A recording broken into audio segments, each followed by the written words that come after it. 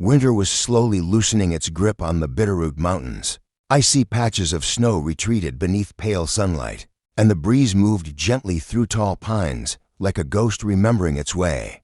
Home, at the edge of a weathered log cabin. Jonas Holt stood motionless, axe slung in one hand, eyes narrowed on the forest beyond. It had been 9 long years since the fire took everything: his wife, his child, his world.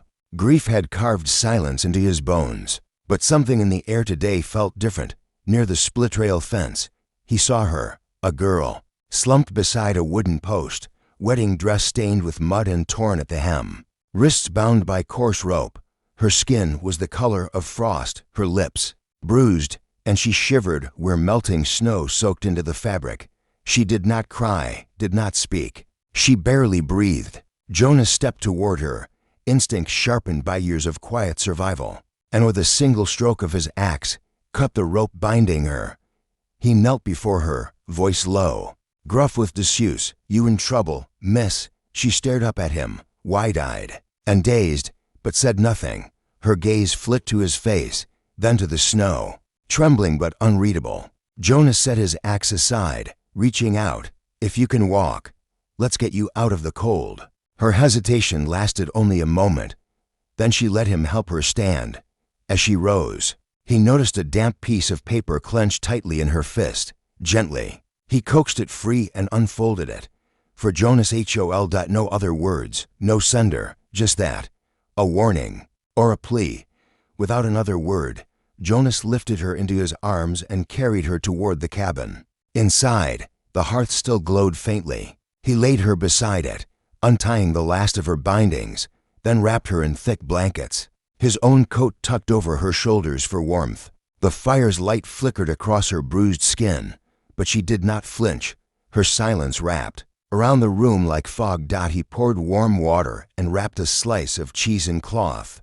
Placing both beside her, she didn't touch either, only watched him with wary, exhausted eyes. He scribbled a note on a scrap of paper and set it in her reach. "Do you need to speak? It is safe here." Her fingers brushed the message, but she gave no reply. Jonas didn't push. He simply rose, walked to the door, and stepped outside. Snow gave way to muddy earth beneath wagon tracks that led from the edge of his fence to the tree line and then vanished. Whoever brought her here had known exactly where they were going. This was no accident. She hadn't wandered. She had been left here, for him. He returned to the cabin. She lay still, curled beneath the blankets, her breathing steadier now. Jonas watched her, fury simmering quietly beneath the calm of his weather-worn face, not at her, but at whoever believed she could be discarded like a broken thing. Someone had chosen his name, his home, but she wasn't. Property, not anymore.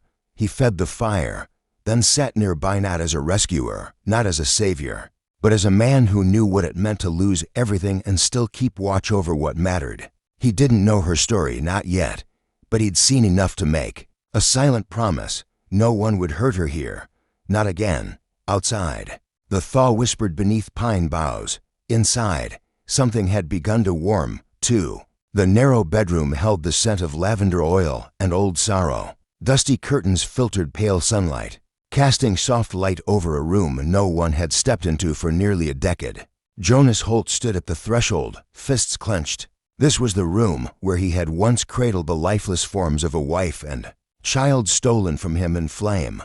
Now, on that fragile morning, another presence lay there, this woman, this stranger, this bride. Her dark hair spilled across the pillow he had smoothed just hours before. She slept quietly, curled beneath a quilt he'd kept packed away for 9 years. Jonas approached, tucking the blanket tighter around her thin frame, then moved to the hearth, stacking kindling with practiced care. As the kettle hissed, he watched her from the corner of his eye.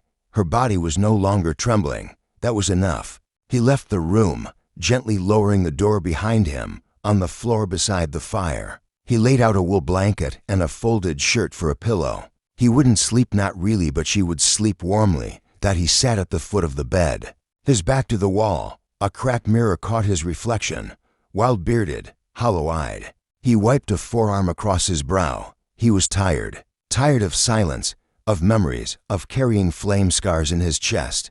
But he didn't want to run anymore, not now. A breeze pushed through the broken window pane. Jonas rose and stepped onto the narrow roof, careful where the thaw had loosened the tiles. He worked silently, securing each slate, the cold air stinging his hands. Raven cries echoed through the trees, and water hissed as it fell from melting snow. Inside, she stirred. Jonas returned and moved to her bedside, careful not to wake her. He placed a tin cup of warm water and a slice of bread on the table near her hand. He smoothed the curtain closed, sealing out the wind. Then he returned to his place by the hearth, drawing his knees up, watching as dawn bled through the frost-rimmed glass. He remembered ash falling like snow, the desperate gasp of breath as fire swallowed the only world he'd ever loved. But here she lay whole, untouched by flame. She wasn't afraid of the dark. Not tonight. He exhaled slowly. Something inside him loosened, like a seed breaking soil beneath frost. When the morning came, he moved with quiet certainty, brushing off his coat and stepping out into the pale light. He didn't speak. He didn't question. He would earn her trust the only way he knew, through silence, through presence, through time. But every few moments, his thoughts wandered back to the cabin and the woman who now slept within it. That night, the hush was thick and complete. The fire had died to embers, the logs cold. Jonas lay on the floor beside the hearth, eyes drifting closed, thoughts dissolving into dreams. Then it came, a sound, a voice, a song. Not loud, but clear, a melody that rose from the stillness like breath from frozen lungs. It was soft, aching, beautiful. He froze, listening. The words were foreign, but the emotion in them longing, sorrow, fragile strength struck something buried deep within him. He rose, heart pounding, and walked toward the kitchen where the sound echoed from in the moonlight. She stood, her back to him, arms loose at her sides, head tilted upward as if singing to something far beyond the ceiling. The quilt had slipped from her shoulders, her simple dress catching the silver glow. She sang of flight, of forgetting how to fly, of caged skies and winds that once knew her name. Jonas didn't dare speak, afraid to shatter the spell. But when he finally cleared his throat gently, she turned with a gasp, face crumpling in fear, her arms wrapped protectively around herself, her body instinctively folding in, bracing for hurt. "I don't stop," Jonas said, rough with emotion. She flinched. His voice softened. "Please." It was the first thing he'd spoken in days, and it wasn't a command, it was permission. Tears clung to her lashes, but she nodded once. Then, trembling, she began to sing again. This time, it was quieter, like a bird testing its voice before sunrise. Her notes stumbled, but kept going. Every sound she made, fragile and imperfect, was a revelation. When the last note faded, she exhaled and slipped quietly away, leaving the room without a glance. Jonas did not follow. In the morning, she was gone from the kitchen. On the table, folded carefully, lay a note in delicate handwriting. "Please don't tell anyone I can speak." Jonas read the words slowly, then carried the note to the mantel. There, beneath the faded oval photograph of his late wife, he placed it. His fingers lingered on the glass. He had once promised love to the woman in that photo, and now, without meaning to, he had made a new kind of promise.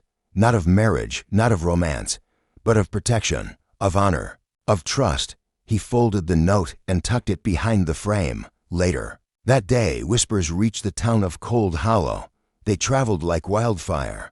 A mute woman, they said, hidden in the woods with a man who once disappeared after the fire. Jonas's name was spoken with suspicion. Some said he forged papers, that she was his captive, that she was his secret bride. He kept chopping wood when the rumors thickened, but each swing of the axe grew heavier, as though he were slicing through judgment itself. Then Clyde Marrow appeared, crooked grin, false concern stitched into every word, and held up a marriage license. "He's not what he seems," Clyde told the gathered crowd.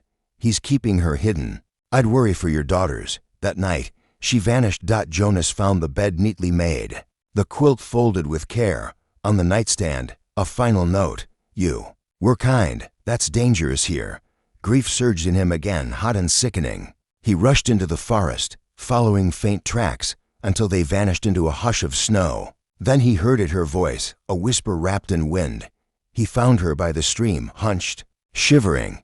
"I can't keep you safe," she said softly. Her voice wasn't silent anymore. Jonas knelt beside her, reached gently for her hands.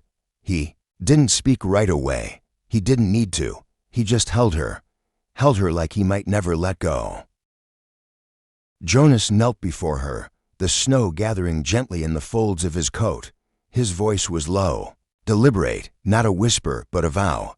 "It isn't kindness I owe you," he said, eyes steady on hers. "It's protection." Lena turned away, her frame trembling as fresh tears shimmered on her cheek and slid down into the collar of her dress. "I am a burden," she murmured, voice thin as breath. "I will only bring you trouble." He closed the space between them, unflinching. "You're not a cause of trouble," he said, reaching to brush snowflakes from her sleeve with quiet care. "You're someone I swear to shelter." Her eyes flicked to the far bank where the mill stood silhouetted against the gray sky. Axes leaned like threats in the fading light. The world felt too loud, too sharp, too unforgiving. But Jonas's presence, steady as timber, grounded her. "We leave together," he said gently. Then, standing tall, he extended his arm to her. Lena hesitated, her breath visible in the cold. Then, slowly, she placed her hand in the crook of his elbow. Their footprints returned the way they had come, to Seth's moving uphill, back toward the cabin nestled against the trees. That evening, Jonas hammered a fresh board into the old fence post, where she had once been tied and left like refuse. He stared at the grain long after the nails were driven in. Then he carved two words into the smooth wood with a carpenter's blade, each letter deliberate. "Safe here." Inside, a lantern flickered. On the table, 2 mugs of tea steamed in the quiet. When Lena appeared in the doorway, hesitant and unsure, he nodded toward the chair beside the fire. "Sit," he said simply. She obeyed, settling slowly into the warmth, her fingers curling around the mug he offered. She didn't drink, just held it close. Outside, the moon hung low, brushing silver onto the snow-covered roof. Inside, Jonas slid his axe behind the wall and closed the door for good. He met her gaze in the firelight, not a question, not a demand, but a silent promise. He would never ask for more than she could give. For now, her presence was enough, and she stayed. The courthouse in Cold Hollow was packed the next morning, humming with gossip and suspicion. Farmers, shopkeepers, and neighbors leaned into the tension like bees drawn to a disturbed hive. At the front, Clyde Merrow stood like a man who had already won. Smug grin curled beneath his trimmed mustache, confidence sharpened to cruelty. At the center of the room stood Lena. Her wrists were bound loosely before her, head bowed. Her hands trembled, but she kept her gaze down, refusing to meet the eyes that dissected her. Her silence filled the courtroom like mist. No one asked her why. No one offered her comfort. She stood alone, caught in the eye of a storm. The oak doors thudded shut behind Jonas as he entered. The sound echoed through his chest like a final breath. He moved with calm certainty. Though his heartbeat pounded like war drums, he was not there to defend his name. He was there to defend hers. The judge leaned forward, heavy with fatigue and doubt. "Mr. Holt," he said, his voice curt, "you are accused of abducting this woman and hiding her in your home. How do you plead?" Jonas took one step forward. "Not guilty, Your Honor. I found her tied to my fence post. She was bruised, half frozen. I brought her home because no one else did." A low chuckle echoed from one side of the room. "You live up there with ghosts and fire." Someone muttered. Clyde stepped forward with theatrical flair, waving a parchment. "She married him," he proclaimed. "Here's the license. I found it in his cabin." Heads turned, murmurs swelled. The judge's brow furrowed. No one asked Lena to speak. No one even looked at her. She raised her head slightly, tried to speak, but the sound caught in her throat. Buried beneath fear and shame, she looked around at the sea of strangers' faces, staring, judging, doubting. Her voice fled again. Jonas turned to her, taking another step forward. "Your Honor," he said, "I swear to prove she is not his wife." The judge waved him off with an impatient gesture. "We will hear evidence," he said, nodding to Clyde. "Read the certificate." Clyde read aloud. Voice smug. Dates, signatures, each word another chain around her throat. Lena pressed her lips together until they went white. Her fists clenched tight, but no sound passed her lips. It was almost over. The gavel was lifting. Then a hush broke across the room, soft and strange, like wind stirring over still water. Lena inhaled. Her fingers touched her throat, seeking courage. She closed her eyes and drew breath deep into her lungs. And then she sang. The first line was quiet, trembling. No cage for my wings, no lock on my soul. Though you hold me captive, you will not hold all.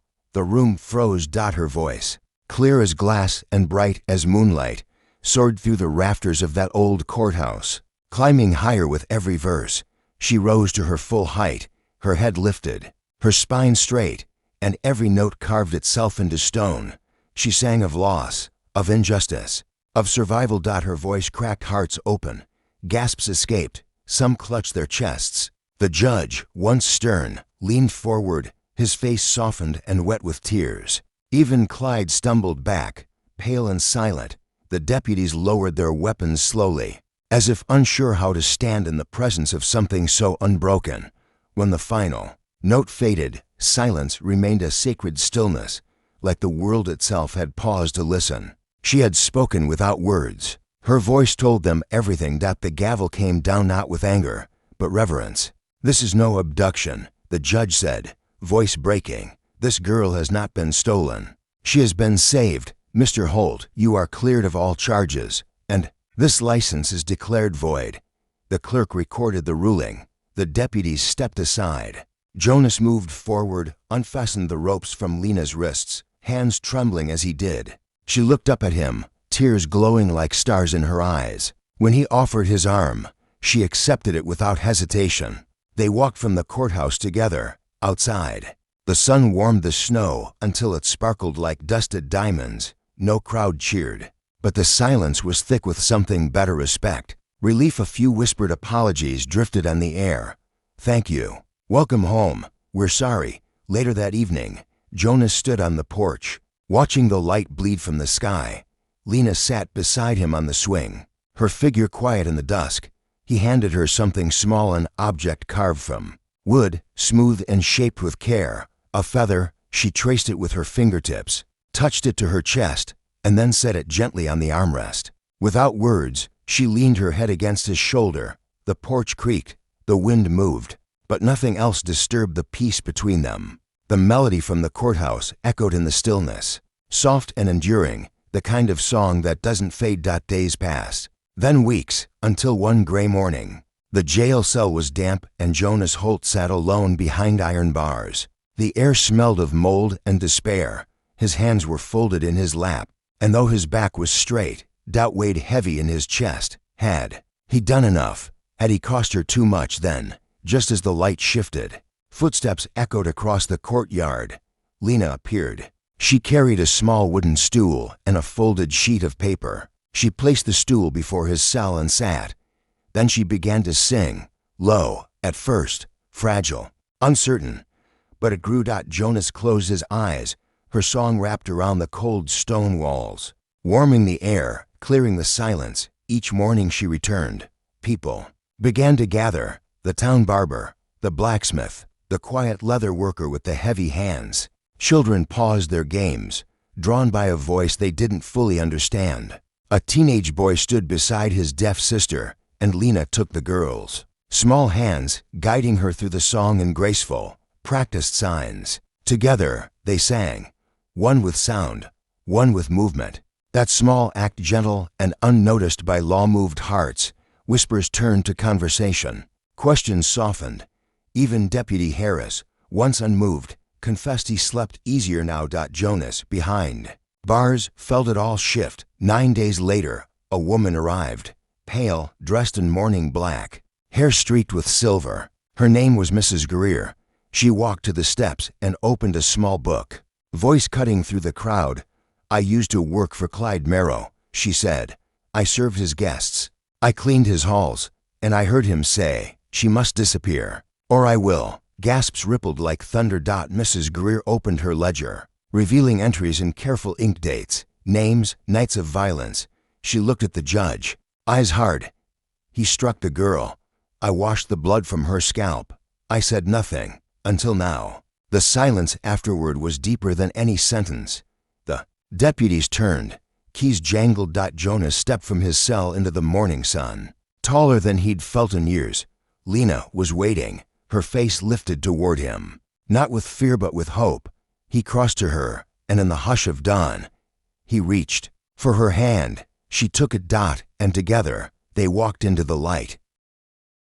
The crowd parted as Jonas stepped down the cold stone steps into the street. No one jeered now. No one mocked the quiet man from the woods or called him mad.